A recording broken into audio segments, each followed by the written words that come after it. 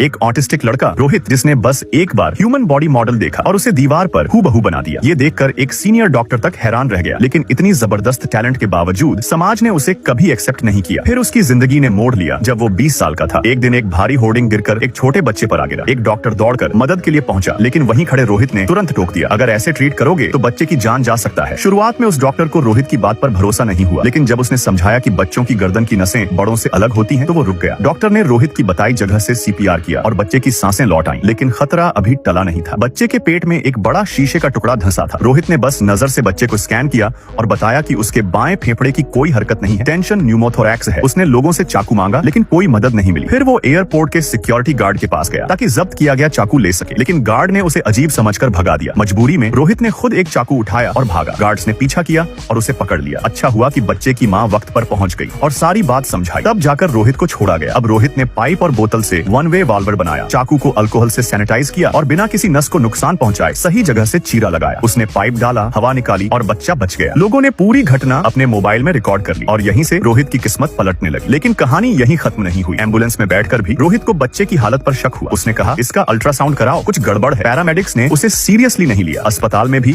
उसने वही बात दोहराई, लेकिन डॉक्टर ने उसे इग्नोर किया और सिक्योरिटी से बाहर भिजवा दिया। तभी मीडिया हॉस्पिटल कवर करने पहुंची। सिक्योरिटी दूसरी तरफ गया और रोहित फिर ऑपरेशन थिएटर में घुस गया। वो चिल्ला रहा था, अल्ट्रासाउंड करो, पेरिकार्डियल इफ्यूजन हो सकता है, मगर किसी ने ध्यान नहीं दिया। ऑपरेशन आधे में था, तभी बच्चे की हार्ट बीट और ब्लड प्रेशर अचानक गिरने लगे। डॉक्टर को रोहित की बात याद आई, तुरंत अल्ट्रासाउंड किया गया और वाकई उसकी बात सही निकली। बच्चे की जान फिर से बच गई। ऑपरेशन के बाद वही डॉक्टर रोहित से मिला। रोहित की हरकतों से वो समझ गया कि वो ऑटिस्टिक है। फिर भी उसने उसका शुक्रिया अदा किया। डॉक्टर ने पूछा, क्या तुम डॉक्टर हो? रोहित ने सिर हिलाया। हाँ। कहाँ काम करते हो? यहीं। कौन से डिपार्टमेंट में? General surgery. ये सुनकर डॉक्टर सन्न रह गया। उसे यकीन नहीं हो रहा था कि उसका नया असिस्टेंट, जो एक बच्चे की जान बचा गया, असल में ऑटिस्टिक है। कुछ सेकंड सोचने के बाद डॉक्टर के मन में बस एक बात थी, ऐसे लड़के को डॉक्टर नहीं होना चाहिए।